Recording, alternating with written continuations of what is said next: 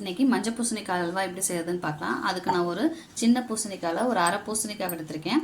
அதை இப்படி உள்ளே இருக்க விதையெல்லாம் எடுத்துகிட்டு தோலெல்லாம் சீவி எடுத்திருக்கேன். இதை இப்போ நம்ம காய் சீச்சுறது வச்சு நல்லா சீவி எடுத்துக்கலாம். சீச்சுறதை எடுத்து நமக்கு எந்த சைஸ் வேணுமோ அந்த சைஸில் நம்ம அதை சீவி எடுத்துக்கலாம்.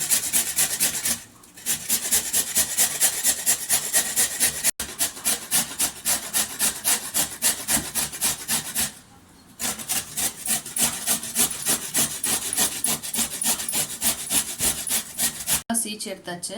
இப்போ இந்த சின்ன கப்பில் வச்சு நம்ம மெஷர் பண்ணிக்கலாம். ஸோ இந்த கப்பு சைஸை வச்சு தான் நம்ம சுகர் ஆட் பண்ணணும்.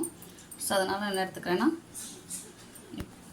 இந்த கப்புக்கு ஒரு கப்பு நம்ம துருவின பூசணிக்காய் இருக்குது. அப்போ இந்த எந்த கப்பில் எடுக்கிறோமோ அந்த கப்பு அளவில் பாதி கப்புக்கு ஜீனி சேர்த்துக்கணும் நம்ம. ஸோ இப்போ இதில் ஒரு கப்பு பம்கினோட அந்த துருவினது இது இருக்குது. ஸோ இப்போ இதை தனியாக வச்சுக்கலாம். இதில் அரை கப்பு ஜீனி எடுத்துக்கலாம்.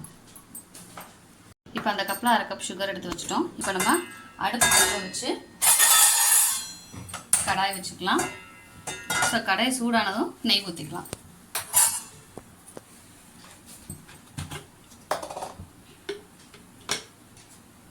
கடாய் சூடாயிடுச்சு.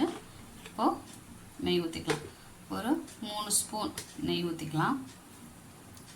நெய் உருகுனதும் நம்ம முந்திரியை இதிலே வறுத்து எடுத்துக்கலாம். ஒரு 5-6 முந்திரி போட்டு முந்திரியை நல்லா பொன்னிறமாக வந்ததும் வறுத்து எடுத்துக்கலாம்.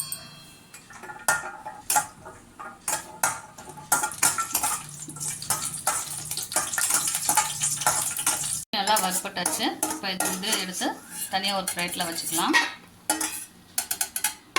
இப்போ இந்த நெய்யில் நம்ம என்ன பண்ணிக்கலாம்னா, எடுத்து வச்சுருக்க அந்த பூசணிக்காயை போட்டுக்கலாம்.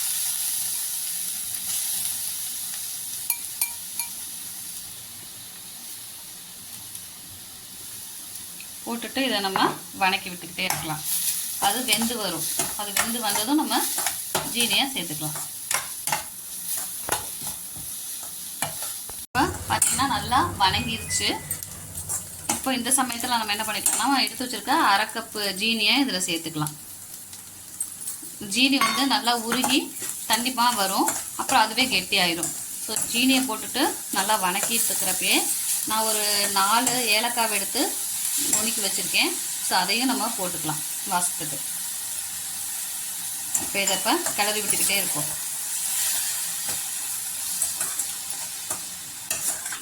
ஜீனி எல்லாம் அப்படியே உருகி வரும்.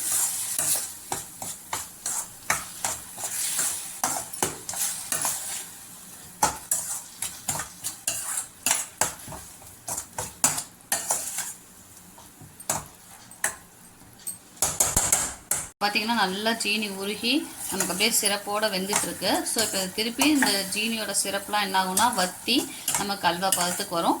அப்போ நம்ம அதை ஆஃப் பண்ணிடலாம்.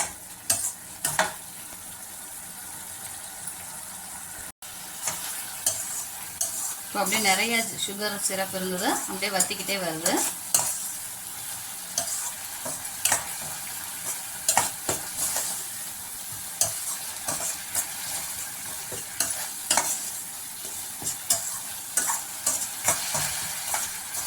ஸோ இந்த சமயத்தில் நம்ம வறுத்து வச்சுருக்க அந்த முந்திரியை சேர்த்துக்கலாம்.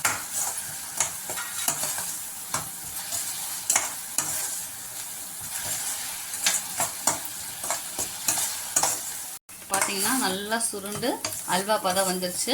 இப்போ உங்களுக்கு வேணும்னா இன்னும் ஒரு அரை ஸ்பூன் நெய் ஊற்றி ஒரு 2 கிளறி விட்டு இறக்கிக்கலாம். எனக்கு இந்த அளவு நெய் போதும். ஸோ அதனால் நான் இப்போ இந்த அளவுலேயே அடுப்பை ஆஃப் பண்ணிக்கிறேன். ஸோ நமக்கு சுவையான மஞ்சள் பூசணி அல்வா ரெடி. இப்போ இதை நம்ம பாத்திரத்துக்கு வேறு பாத்திரத்துக்கு மாற்றி வச்சுக்கலாம்.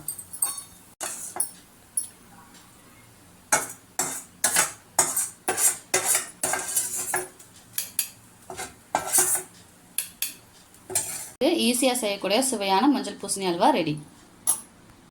உங்களுக்கு இந்த வீடியோ பிடிச்சிருந்தா மறக்காமல் சப்ஸ்கிரைப் பண்ணுங்கள், லைக் பண்ணுங்கள், ஷேர் பண்ணுங்கள். தேங்க்யூ.